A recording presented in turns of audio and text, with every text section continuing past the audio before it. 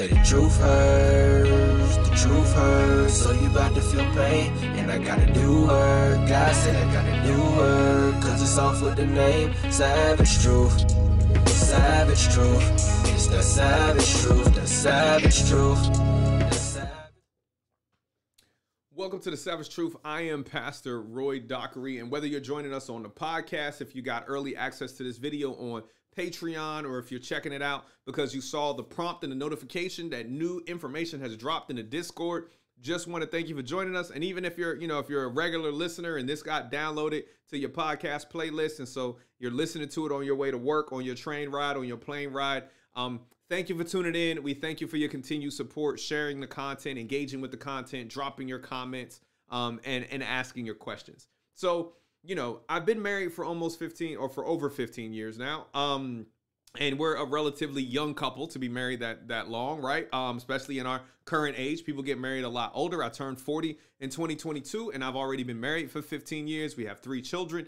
And we have a very healthy marriage, a very healthy relationship. So people who spend time around us, anyone who's been in close proximity to us, right? Like, they see the way that we interact, they see the way that we love each other, and then, kind of like with the way that Jesus said, the way that you love one another would make people ask what they must do to be your disciples. When people say the way that we see the way that we love each other, people ask, what are you doing in your marriage?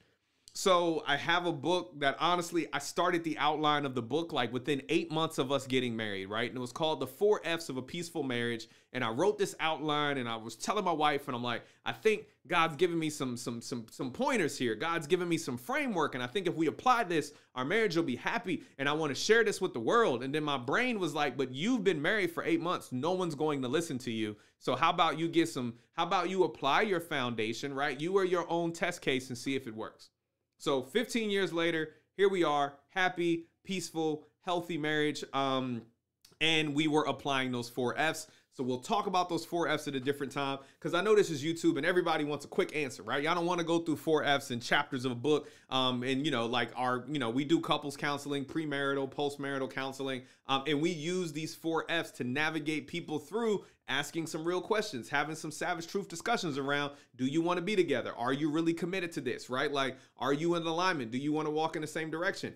But if out of all the couples that we've counseled, out of all the people that we've talked to, out of all the, the individuals that I've mentored who happen to be married, I think there is one essential thing that if people can manage this, if people are aware of it, if people are alert about it, I can give you one thing to avoid.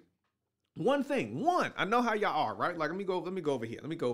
I know how y'all are. I know y'all don't like multiple steps, right? I know y'all be on, on YouTube looking for the shortcuts, looking for the quick ways. So I'm gonna give in a little bit, and I'm gonna give you one. I'm normally people, you got to take the whole class, you got to do the whole 6-week, counseling session to get this piece of information. But I think it's so important. I think it's so vital that I'm gonna give it to you now. I'm gonna give it to you. So what I want you to understand, that in marriage, if you can manage to put into context this one thing, you can be helped, right? You can get a solid foundation. You can recover some things. You can reconcile some things. You can redeem some things. So you got to listen. Are you ready?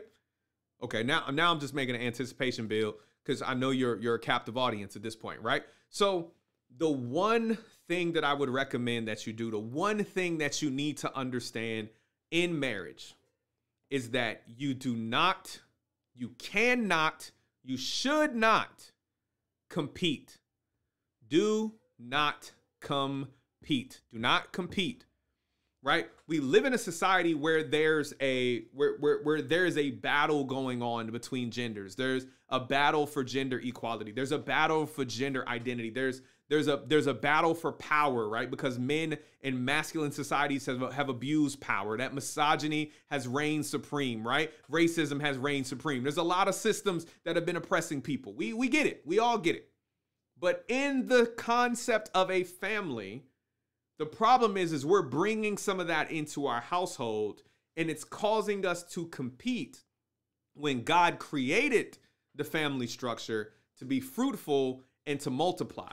right? The point of the point of a competition is not collaboration. The point of a competition is victory and credit, right? An accolade, right? You want to be above, you want to be greater than, right? Like marriage is equitable. Marriage is you bring something to the table, I bring something to the table, and we build, not I bring everything to the table and you clean my table, right?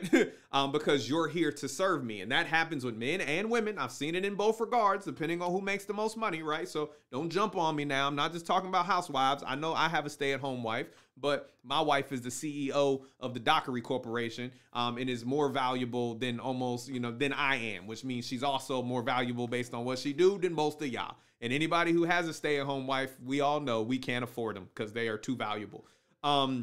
So with that, you see that juxtaposition. But the thing about our society is that our society from an early age, right, conditions this idea of competition, right? That we've got to have, if you've got to have the newest, you've got to have the best, you've got to be the fastest, you need to be the smartest. We don't really garner a social construct or framework around collaboration. Right? Like we push people into sports. We do competitive sports. We do competitive artistic stuff. You can draw. Cool. Let me put you in a drawing contest and compete and have you compete against other people who draw. You love math? Cool. Let me put you in a math league and let you compete against other people who do math so you can prove you're better at math than them, right? Oh, you love to spell? Let me put you in a spelling bee and stress you out as a 7-year-old and give you an ulcer trying to spell words you will never use in a regular sentence to prove that you're really smart, right? There's this source of or this ethos, right? There's this social ethos of competition that we keep pulling into our marriages. So one of the things that I have everyone do, right, and I constructed it just after having these conversations, is I have a non-compete agreement. For anybody in business, right, you deal with non-disclosure agreements, you deal with non-compete agreements, you deal with confidential information, association, the documents and all of this other stuff. But I created a non-compete agreement for couples, right? That basically says we will not compete. Don't compete to be the coolest parent. Don't compete to be the strictest parent. Don't compete to be the most giving parent. Don't compete to be the best grandkid. Don't compete to be the best host, right? Don't compete to be the best friend. Don't compete to be the best gift giver, right? I've seen it. I've seen people in marriage who are freaking out because they keep outdoing one another and giving gifts. That's not what the Bible says. The Bible says outdo one another in showing kindness, right? Like, but then it's the one up. Like I remember I had a flash mob for my wife one year for her birthday because my wife loves musicals. So I hired an entire dance company and she walked into a restaurant and the whole restaurant broke out in 90s themed, hip hop jams and it was dope. But then like my wife got me like lunch at the Ritz-Carlton in DC with Michael Eric Dyson. You know what I mean? Like it wasn't a matter of competing. It was just like she really appreciated that. I really appreciated her. And we're not doing that year after year because by this point, like what I got to do? Like, I'd have to be taking her to go meet Lin-Manuel for breakfast, you know what I'm saying, in Paris somewhere if we just kept one-upping. Like, it's not about competition. It's about being genuine. It's about loving each other. And it's about trying to be fruitful and multiply, not just multiply. Having children is multiplying humanity. You make more versions of humans. But being fruitful is doing something that's beneficial. Being fruitful is something that's manifesting and bringing forth. And I would say as Christians, right, that's manifesting the fruit of the Spirit. That we're showing peace, gentleness, kindness. Like, have you ever been around married couples that don't exude gentleness, patience, kindness, mercy, joy towards each other, love towards each other? Because it's competitive. Somebody's always trying to be right. The wife is always correcting the husband. The husband's always correcting the wife, right? Like one's trying to garner more favor with the kids than the other one, right? One's harsher on the children than the other one. Like you kind of pin one parent's pinning the other parent against the kids or the kids against the parents. And like, there's this competition. And then I see it get transferred, right? It gets transferred to the kids. So then the kids start competing, right? And the kids are competing for attention. The kids are competing for love. But that's because competition exists in the structure of your family and you're leading by an example that you don't know you're setting. right? Like people make ridiculous agreements. Like, okay, well, you know what I mean? Like you don't come to mutual agreements on vacations. It's the competition is whoever has the most, like whoever's bringing in the most revenue gets to pick the vacation spot. Whoever's bringing in the most money is the one who gets to determine what kind of car that we drive, right? Like there isn't a lot of collaborative stuff because people like to have a winning edge in something. Right? I've heard things like this. So I'm not making it up. And I know it's probably, maybe it's not common. It's not everywhere, right? I see people compete when they have their own bank accounts. So I heard couples talk, be like, well, I don't know what you're doing, but I got my money. That is competition. There is no your money. There is no my money. There's our money, even if it's in different bank accounts, even though personally, I don't believe in different bank accounts. I have multiple bank accounts, but my wife is aware of all of them. My wife has access to all of them. My wife has access to my email. My wife can reset my passwords if she wants to, right? Because there's no competition. My wife hasn't worked in 10 years. Like, how would that have worked? It took a lot of trust for my wife to decide to stay home and leave her career where she actually at the time had the potential to make more money than me as a physical therapist than I did as an E4 in the Navy. But she stayed home because she wanted to do that for our family. And then her now supporting me, right? I'm able to make more income as one person than we would have made as four, right? So, because I was able to commit to that, but we weren't competing. We were complementing each other. She took care of our family. She took care of me. She motivated me. She's, you know what I mean? Like she encourages me. She's had my back, my A1, my day one, you know what I'm saying? And now that's paying dividends, but that's because we weren't competing, right? Like I see too many people competing. And when you just think about competition, think about, I mean, even in relationships, even when it comes to sex, are you competing in the bedroom? Or are you coming in, right, and trying to have a mutually beneficial, like, brothers, are you trying to beat it up? Are you trying to beat it down? I'm sorry. I know some of y'all have y'all kids watch this, but these are conversations I hear grown men have who are Christian. That, like, you know what I mean? Like, me, I shut her up. Like, no, that's competition, bro. That's not love. You know what I'm saying? Like, when you have a discussion, are you just trying to win the argument? The reason it's called a win because you're competing with opinions. Right? You're trying to win the argument. You're not trying to understand the other person. You're not trying to really have a deeper conversation, a pool of meaning, as they talk about in Crucial Conversations that I did a video on. If you hadn't seen it, go watch that. Because if you're competing in your marriage, you definitely need to have some crucial conversations. But stop competing, right? There is no victor. There is no score. There is no, right? Like, we are on one team. It's not even one team. The two of you became one flesh. You are one person, right? Any victory that she has, y'all have together. Any victory that he has, y'all have together. Anything that you've earned, we have earned. Anything that you've accomplished, we've accomplished. So there is no competition. Right? Like I've seen people, like somebody will be doing something at work and the husband will do something good or the wife will do something good and people be like, I mean, what you gonna do, player? You know what I'm saying? She making you look bad. Why are we encouraging competition within marriages? Like why if somebody's wife makes more money than them, are their male friends and even other females around them trying to encourage them now to be the primary income earner? It doesn't matter how much money she makes. I know people who have wives that make more money than them, but the husband still pays the mortgage, he still pays the bills, and he maintains the lifestyle for their family. There's nothing wrong with that.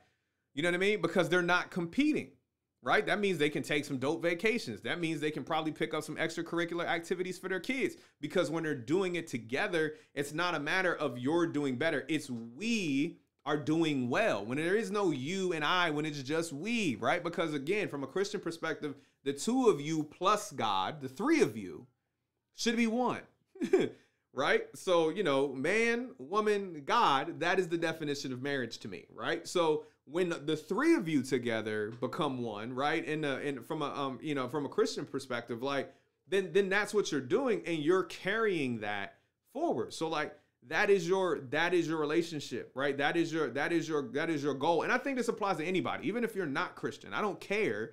You know what I mean? Because I love people and I want to see people be happy. I don't want to see people's families, suffer the negative consequences of having parents, and having a household that's built around competition and trying to one up each other or trying to best one another. But if you want to do one thing that can change your marriage, that can change the way that you look at your wife, that can change the way you look at situations and finances and intimacy and everything, stop competing. stop competing. Stop competing.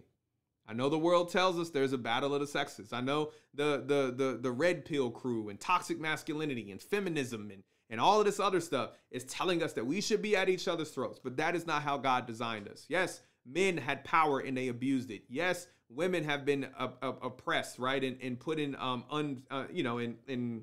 in imbalance and inequitable situations. Yes, that's true. It's also true of black people. It's also true of Native Americans. It's also true of Asians in internment camps, right? It's true because in society, in humanity, in all of history, there will always be people who have power who will choose to oppress people who do not.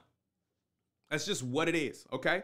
Let's process it, move on, right? Like it's a reality. It's still happening right now, right? It's still happening right now. People in power oppress people who don't. So that's just the reality, but we can't bring that competition into our families. Our children need to see collaboration. Our children need to see fruit, that it's fruitful multiplicity, not just creating more little people, not just having babies, not just having more kids, but being fruitful in that your marriage, the way that you love one another, the way that you function, the way that you engage, the way that you argue, the way that you resolve conflict is just overwhelmingly showing the fruits of the Holy Spirit. So I hope that is helpful for you. Like I said, that's one tip I can give you. And that one tip was more than 15 minutes. So I hope you listen. I hope you learn. And I hope you stop competing. If anybody wants a copy of the non-compete agreement and you're still here, go to my website, go to roydockery.org. It's also in the description box below. Check out the contact form. Email me and say, hey, I want a copy of that non-compete agreement. I will send you the non-compete agreement that we use for couples counseling. So thank you for joining me on today. Thank you for watching the video. Thank you for listening to the podcast. Thank you for checking this out early if you're seeing it on Patreon. And yeah, thank you for your support. Share the video, like the video, do all of that stuff you're supposed to do in the social media space that I don't exist in. And I love y'all. And I'm going to bring back something I used to say. Please don't judge Christ by Christians. Judge Christ by Christ. Let him be the example of his own gospel. All right. God bless y'all. Peace out. They keep asking who I am, I just tell them I'm a Christian. Occupation or description, I just tell them I'm a Christian. Nationality, ethnicity, I tell them I'm a Christian. Keep the hyphens in division.